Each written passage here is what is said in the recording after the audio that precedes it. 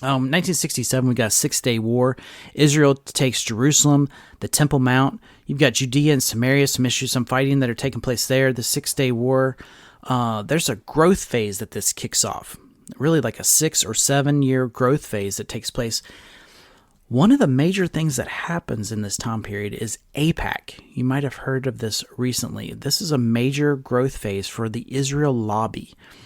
A lot of the politicians today are involved with AIPAC. That means they receive money from that lobby in order to promote their agenda. And this is common in politics, right? I think it should be illegal for any politician to accept money from any lobbyist or any outside source to influence how it is that they vote or the things that they say.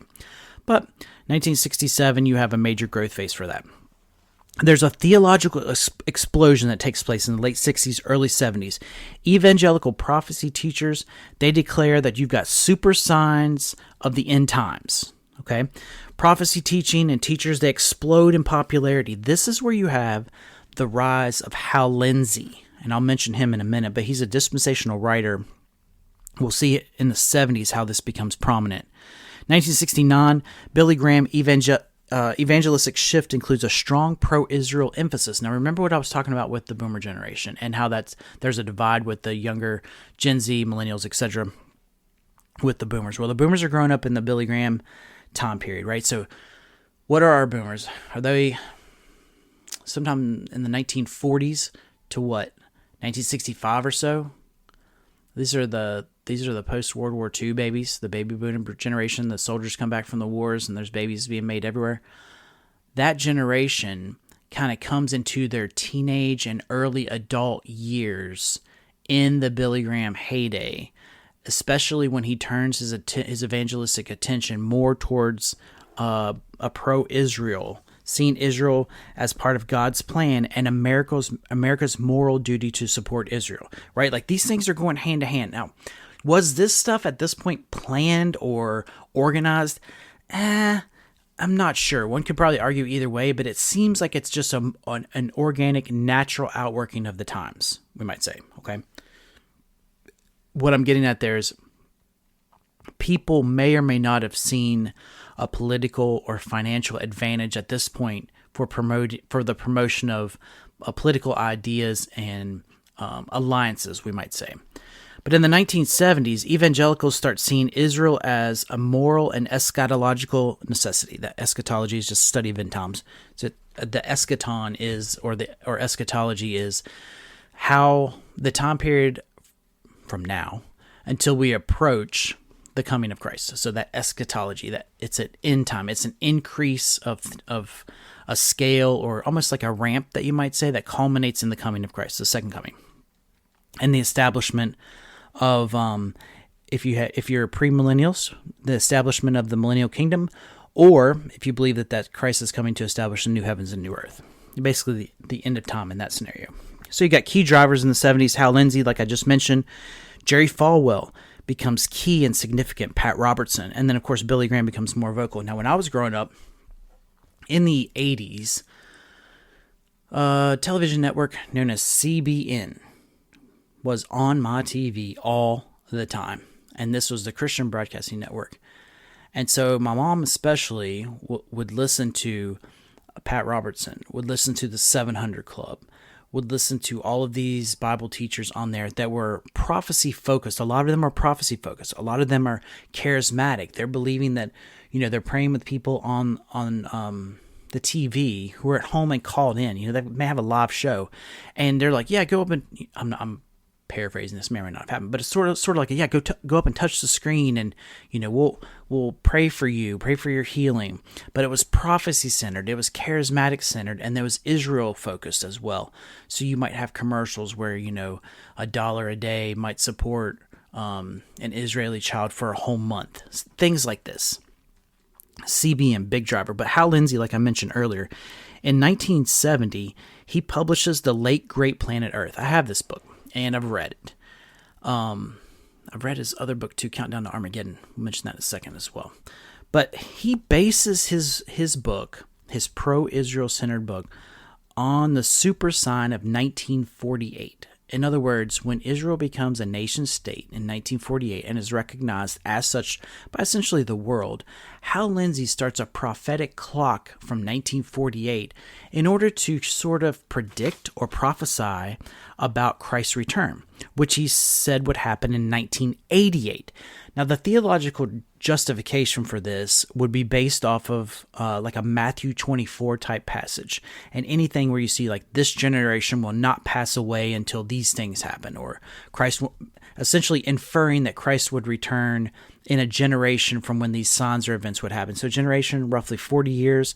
Hal Lindsey starts the prophetic clock in 1948, which leads him to the 1988 return of Christ. And I think he either had a book or a paper that he published that said, was it 88 reasons?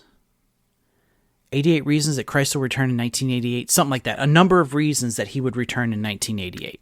So this book that he wrote, The Late Great Planet Earth, it becomes the most influential book reshaping views on Israel in the 20th century. It was massive, like a huge bestseller.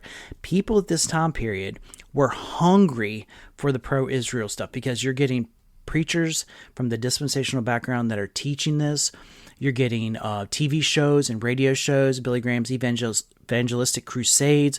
Everything has a shift towards this pro-Israel. And the reason is because people were expecting that Christ was going to return. And they saw Israel as the sign of that. And so I remember as a kid growing up being afraid in my bed, like that Jesus was going to come back and I was never going to get to live life. Now, is that weird? I don't know. Maybe we all had those feelings who grew up in Christianity as a kid, and you think, I'm not ready for Jesus to come back yet. I haven't experienced anything. I haven't lived yet.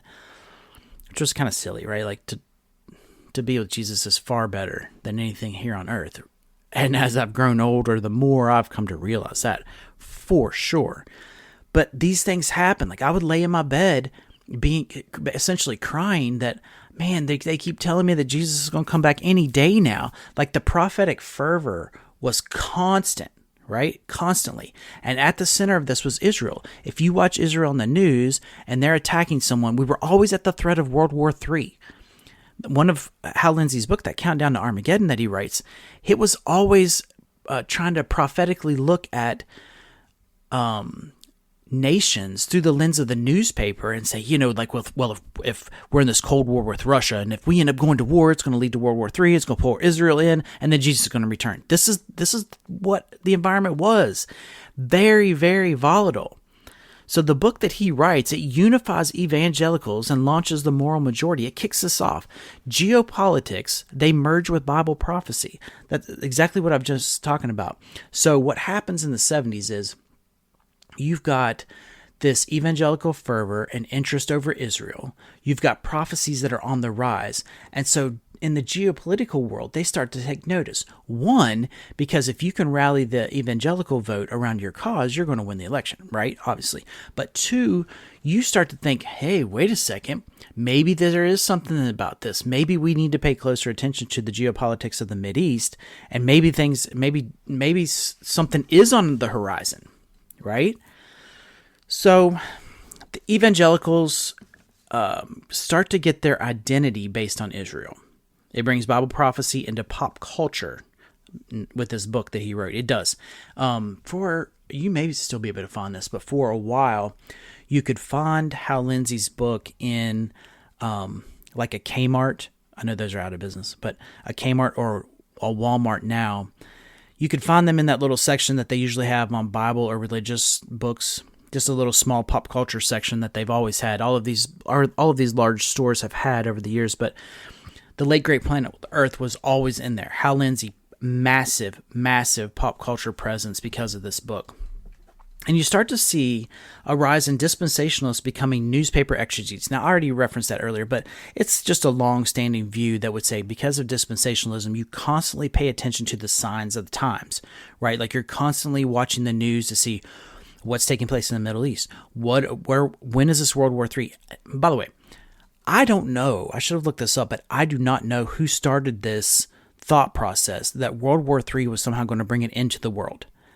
I just don't know. I don't know where this came from. I don't know why we do this, but it's essentially mental torture because growing up, I was always led to believe that this World War III was going to be catastrophic and cause Christ to return.